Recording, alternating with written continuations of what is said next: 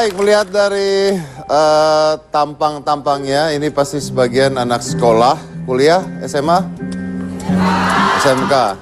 Saya juga sekolah dan saya pendidikan saya terakhir itu master. Jadi saya termasuk salah satu selebriti yang terpintar di Indonesia.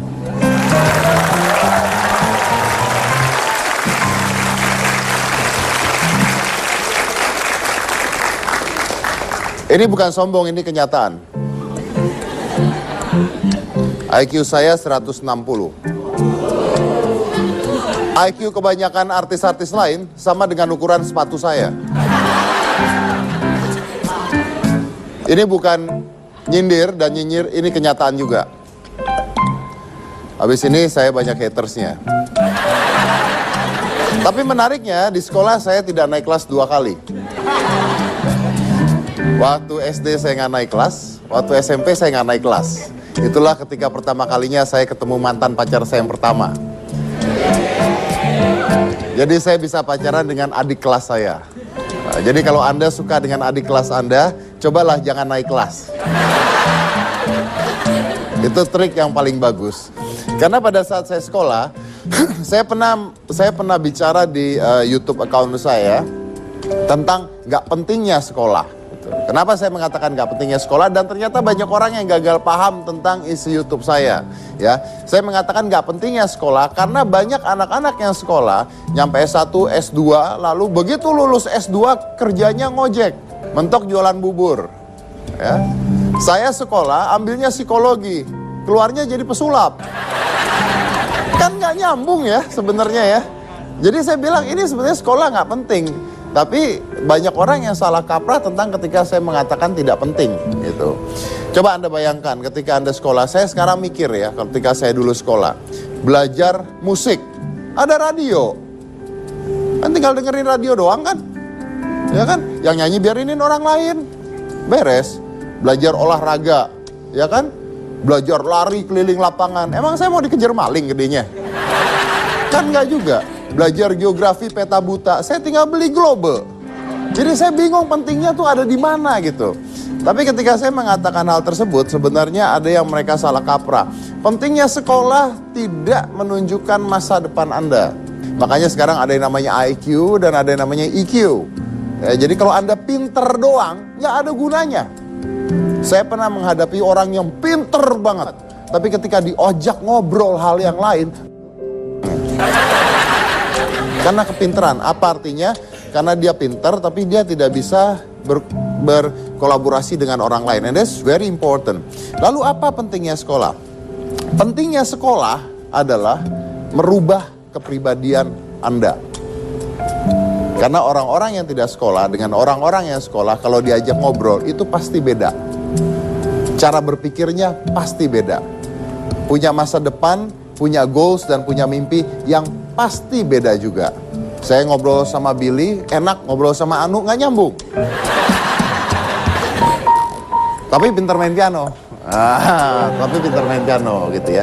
Jadi apa sih gunanya sekolah? Gunanya sekolah sebenarnya bukan artinya menentukan kesuksesan Anda, tapi memberikan persentase kesuksesan Anda lebih besar lagi.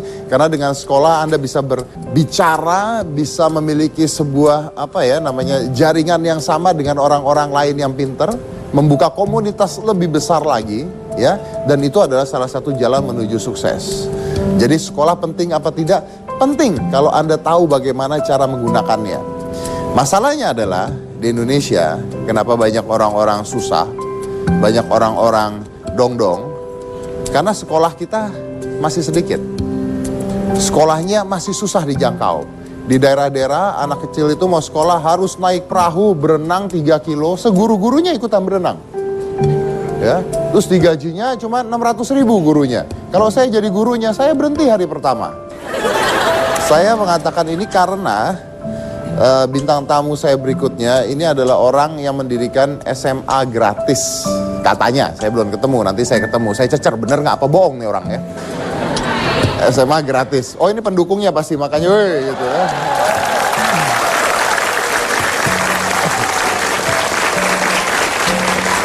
Jadi kita lihat dulu seperti apa sih SMA yang didirikan gratis ini adalah Julianto Eka Putra. So take a look what happens.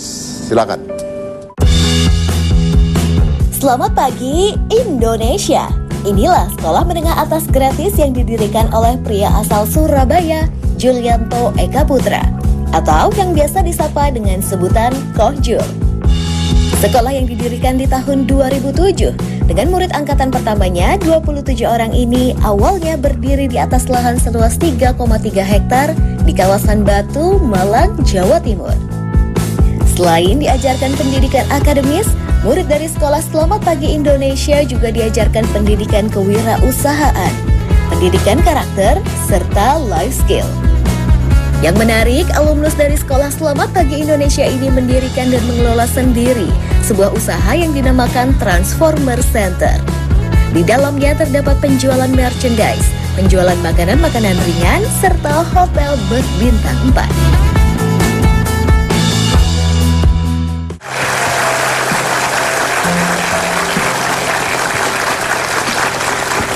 Kita undang aja langsung, ini adalah Julianto Eka.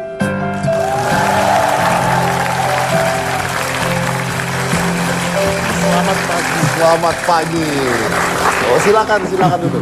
Oh, ini bajunya Selamat Pagi Indonesia. Selamat pagi Indonesia. Padahal ini sudah malam. Artinya ini adalah untuk penyemangat kayaknya. Betul. Ya kan? Jadi cerdas, maksudnya, padahal katanya nggak naik dulu. Ada bintang tamu lain nggak yang belum keluar ke sini?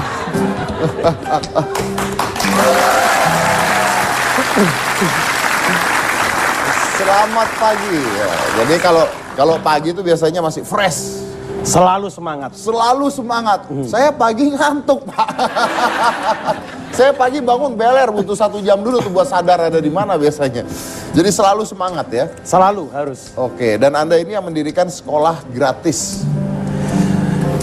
Sebetulnya nggak gitu juga sih. Berarti bukan Anda? Dipaksa. Oh, dipaksa. Dipaksa, nggak apa-apa. Tapi kan dipaksa hasilnya positif ya. Kemurahan Tuhan. Kemurahan Tuhan. Jadi diketuk hatinya sama Tuhan. Dijongkroin. Luar biasa. Tapi sebelum itu saya mau tahu dulu. Katanya Anda ini dulu sebelum sukses pernah jualan keripik. Sambil kerja. Sambil dimakan juga? Ya iyalah. Oh, iya. Pastilah. Jualan keripik sambil kerja, terus endingnya Anda bikin sekolah gratis buat anak yatim piatu. Setelah jual keripik tempe, jualan madu. Habis keripik tempe, jualan madu. Jualan madu. Saya jadi distributor multilevel marketing HDI. Oke, lalu setelah itu? Dari situ saya kemurahan Tuhan dapat uang banyak, disupport juga sama teman-teman distributor HDI. Mereka mengikhlaskan 5% tiap bulan dari pendapatannya dipotong untuk bisa support keberadaan sekolah SMA Selamat Pagi Indonesia itu. Nah, idenya dari mana untuk bikin sekolah ini? Dijorokin Tuhan. Tapi kan pasti dijorokinnya itu kan pasti, nih lo lihat nih, tuh gitu kan pasti kan. Waktu itu kan saya lagi memberikan motivasi di depan 2.000 orang di Surabaya. Betul. Bulan Juni tahun 2000. Nah, tiba-tiba di tengah-tengah saya memberikan motivasi, saya bilang begini, tahun 2010 kita akan bangun sekolah gratis buat anak-anak yatim piatu yang tidak mampu. Wah, keceplosan itu ya. Ayat. Selesai saya berikan motivasi, saya dikerubutin teman-teman tuh. Leader-leadernya MLM, HDI. Kenapa? Kan mereka panggil saya Koko, kakak. Ko, kenapa kamu bikin statement kok tidak rundingan dulu? Statement apaan? Itu sekolah gratis. Saya ambil skrip saya. Nah, lu baca, nggak ada di sini. Terus kenapa kamu ngomong? Lah ya itu. Timbul masalah baru itu. Sangat. Iya. Saya diomelin berjamaah. Iya. Makanya kok lain kali kalau mau ngomong dipikir dulu. Saya ngomong ke mereka, lu pikir kalau gua sempet ngomong, gua bakal ngomong. Kalau sempet mikir, gua bakal ngomong. Bener juga ya. Nggak bakal ngomong kalau gua sempet mikir. Iya. Itu sama seperti kalau misalnya orang lagi keluar rumah terus ditanya, ada barang ketinggalan nggak gitu ya. Kalau tahu nggak akan ketinggalan kan ya. Pulang rumah pun istri marah. Istri marah. Jangan rame-rame, di sini ada itu orangnya soalnya. Oh, mana istrinya mana? Itu istrinya. Oh ya, kelihatan pemarah ya, oke. Nah, kemudian dia ngomel. Ngomong gak dipikir karena asli Surabaya kan. Yang kemana? Itu sekolahan. Saya bilang ke dia, tadi sore saya sudah dimarahi sama anak-anak. Saya nyebutnya leader saya, teman-teman kan anak-anak. Malam ini kamu marah ke saya. Terus aku ini terus mau marah ke siapa terus? Terus kemudian kan dia ngomong, lah iya lain kali kalau mau ngomong tuh dipikir dulu. Benar. Kali kalau mau ngomong tuh dipikir dulu, Pak. Ya itu. Iya. Bapak nggak jawab ke istrinya. Kalau saya kebanyakan mikir, saya nggak jadi nikah waktu itu. Kalau itu terbalik.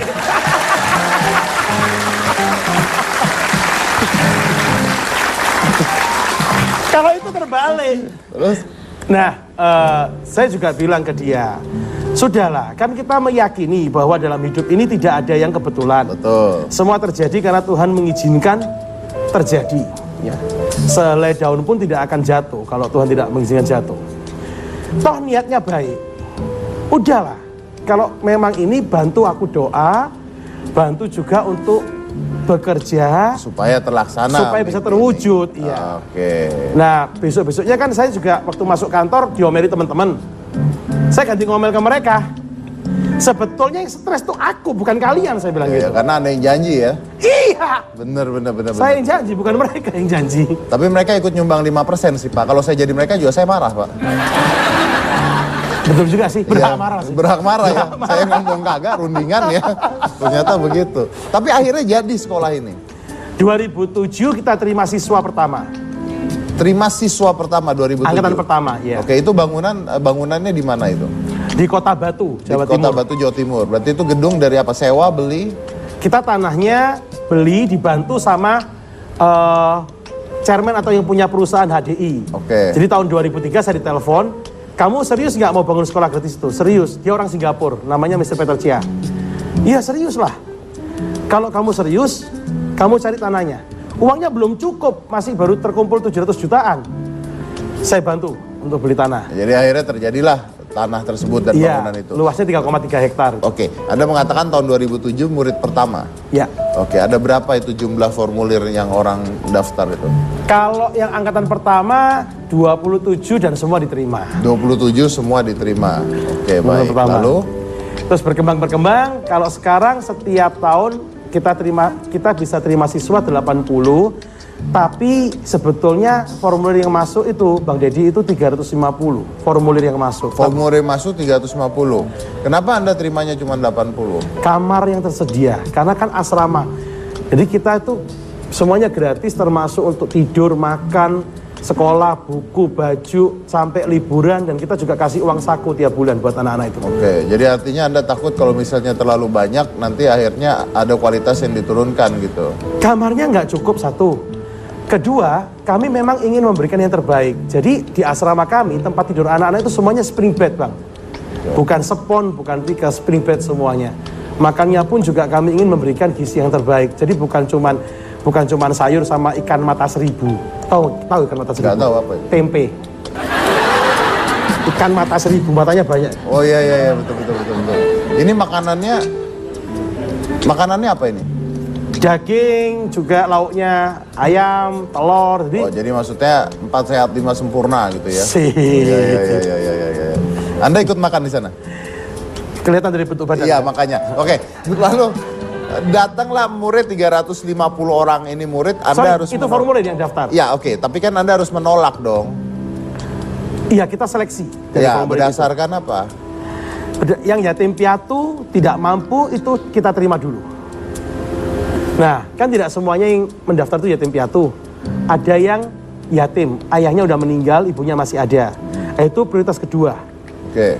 Yang ibunya sudah meninggal tapi ayahnya masih ada. Oke. Baru yang orang tuanya masih lengkap. Tapi ekonomi ekonominya- betul butuh bantuan ya. Oke, baik. Lalu katanya saya dengar bahwa sebulan itu bisa menghabiskan 2,5 ton beras. 300 orang anak. Ini bangunan akan dibesarkan terus-terusan?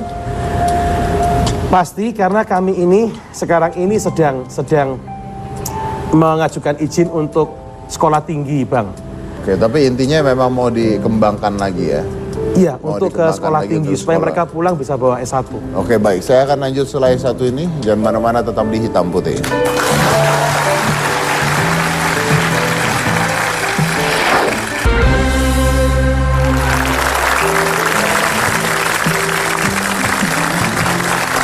Ya, saya juga dengar katanya sampai anak-anak muridnya suka diajak jalan-jalan juga gitu ya. Expatriate learning sampai ke luar negeri. Sampai ke luar negeri. Ya. Ayah saya tuh udah meninggal loh, saya termasuk yatim berarti. Kita mau berangkat lagi sih 2 bulan lagi. Kalau mau nanti saya bisa aja. Bisa diajak juga ya, oke. Tapi ini tuh apa ini? Ini beberapa jenis usaha mereka. Nah, coba kita lihat.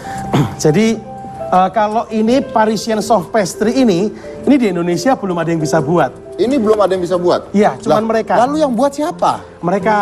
Berarti sudah ada yang bisa buat, Pak. Iya sih, salah berarti. Saya mikir belum ada yang bisa buat, kok ada barangnya gitu. Jadi teman saya tuh namanya Saldi, dia salah satu ketua asosiasi chef dunia dari Swiss sekolahnya. Ini apa ini?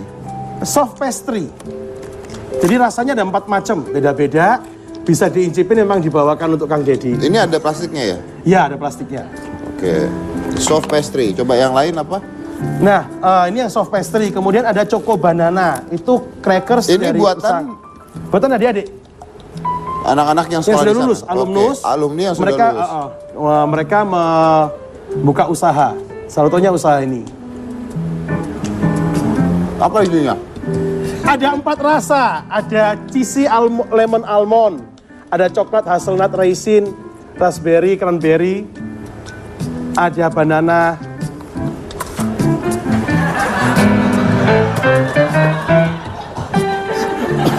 Nah, kalau ini Choco Banana, itu saya nggak mau mereka nyebut keripik pisang karena bikin mereka nggak bisa jual tinggi.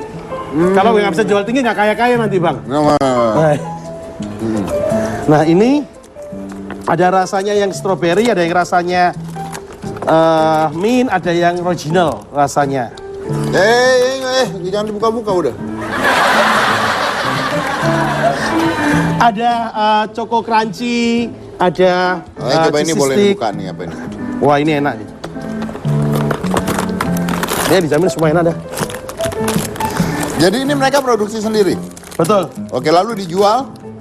Dijual di sana kan mereka juga punya taman bermain namanya Kampung Kids untuk anak-anak mulai dari TK, SD, SMP, SMA, perguruan tinggi. Katanya juga. punya hotel juga?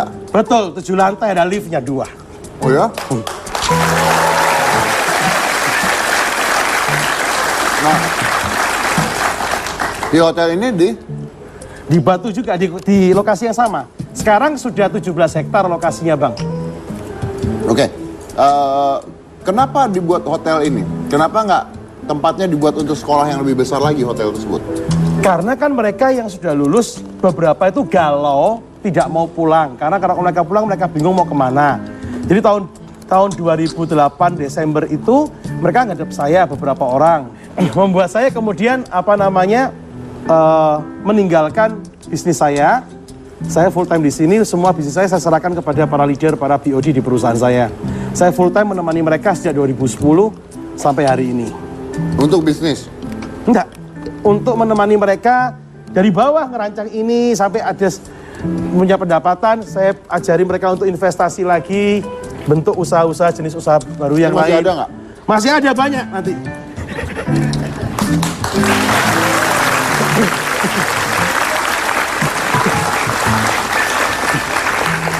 Silakan ngomong dulu.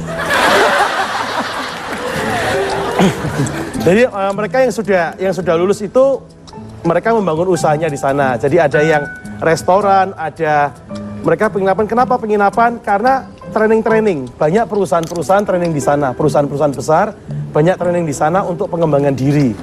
Anak-anaknya ada di sini? Ada. Mana Itu. coba? Berdiri aja.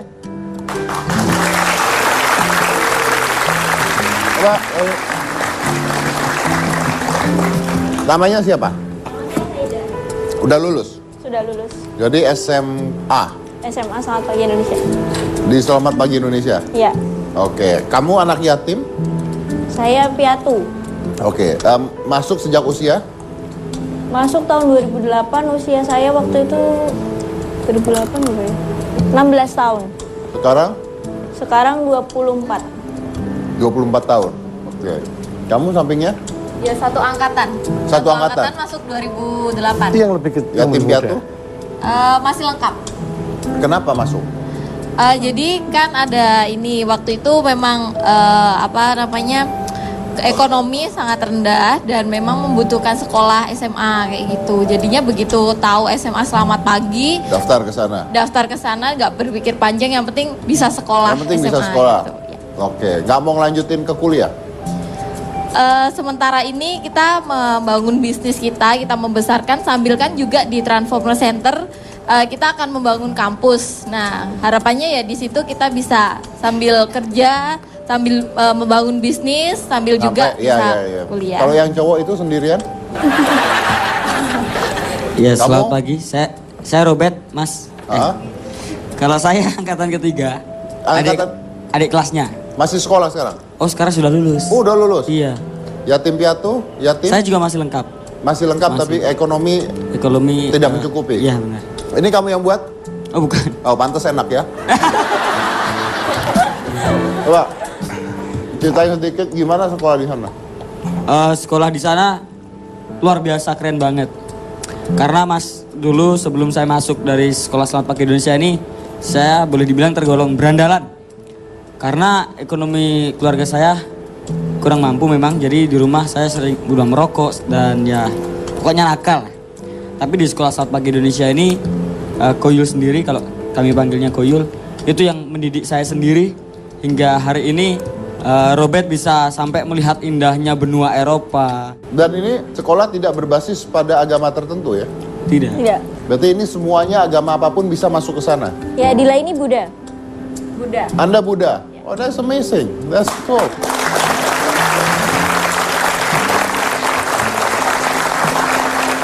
Kalau di Indonesia bisa seperti ini semua, nggak ada kasus penistaan-penistaan itu ya berarti ya? Amin. Ya mudah-mudahan ini bisa menjadi contoh yang luar biasa untuk keseragaman beragama tapi tetap satu juga ya. That's amazing. Luar biasa. Oke, baik. Jadi mungkin saya lari ke depannya aja. Endingnya apa sih? Kalau dari sekolahan itu endingnya saya ingin bisa sekolah tinggi untuk S1 itu bisa terwujud. Sehingga impian mereka itu untuk bisa menjadi sarjana punya S1 itu bisa tercapai. Kalau saya diizinkan juga saya ingin menghimbau pada adik-adik yang mungkin sudah kuliah, jangan disia-siakan kesempatan untuk bisa sekolah. Karena anak-anak kita semuanya kepingin bisa kuliah. Tapi karena keadaan mereka belum bisa untuk kuliah. Anda kenapa terlihat sedih? Kenapa? Ada apa? Saya teringat pada tahun 2012 ada seorang dekan perguruan tinggi datang ngomong di depan mereka, Agustus ini kalian pasti kuliah. Dia janji pada bulan Juni. Kemudian menghilang gitu aja. Saya tahu di mana kampusnya, tapi kan saya nggak enak. Kan dia yang janji. Terus ngomong di depan adik-adik. Udah nggak ada kabar, nggak ada ini. Mereka terlanjur kecewa. Jadi tadi waktu Kang Deddy tanya itu saya teringat kejadian itu gitu. Dan saya kadang-kadang kalau melihat ada anak mahasiswa kemudian bisa kuliah dan menyia-nyiakan kesempatan mereka bisa kuliah, nyesek di hati. Karena saya punya ratusan anak yang pingin kuliah dan kesulitan untuk itu. Tapi yang menarik adalah bahwa ini sekarang Anda diajarkan untuk wirausaha sendiri ya? Betul ya? Untuk wirausaha sendiri ya? Oke, baik. Ini menarik sekali. Dan ini ada berapa orang yang sudah melakukan ini semua? 47 anak 47 yang sudah anak. wira swasta di sana. Berarti mereka dapat gaji juga? Bukan gaji, pendapatan.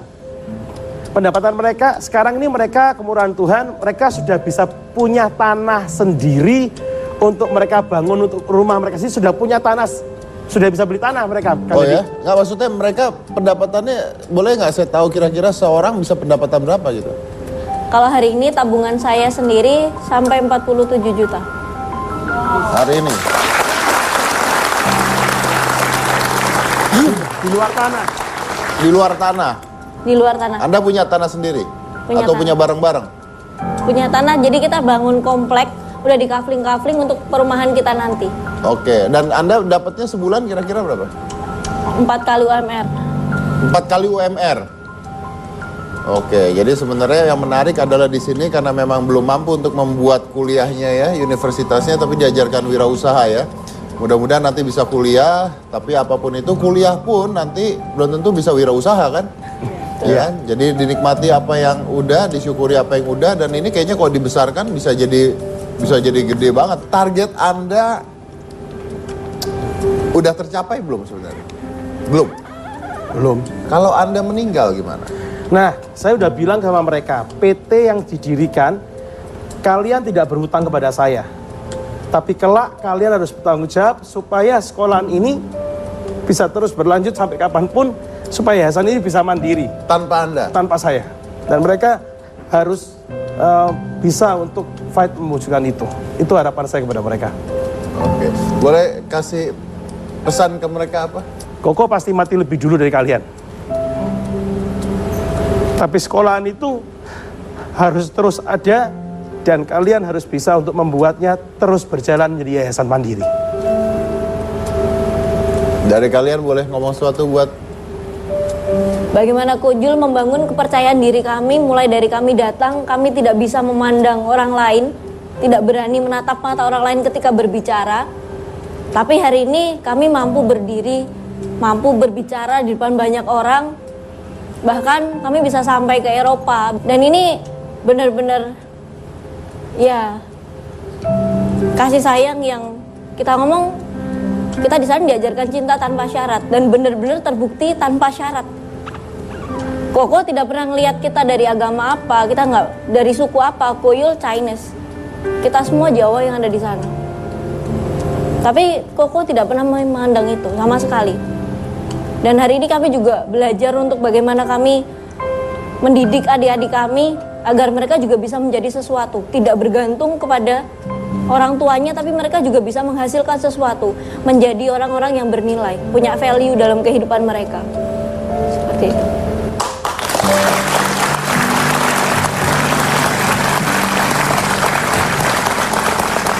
That's very amazing. Terima kasih banyak. Mudah-mudahan ini bisa memberikan inspirasi yang luar biasa ya buat penonton kita yang di rumah ya. Dan it's amazing. Proud of you. Mudah-mudahan ini berjalan terus dan Amin. Ada atau tidak adanya Anda, ini harus tetap berjalan nanti ya. Amin. Amin. Luar biasa. Oke. Ada kenang-kenangan buat Kang Deddy. Oh iya. Ada kenang-kenangan kalau buat Kang Deddy, kalau berkenan. Ini juga dibuat sama mereka? Ya, desainnya. Oke, selamat pagi Indonesia.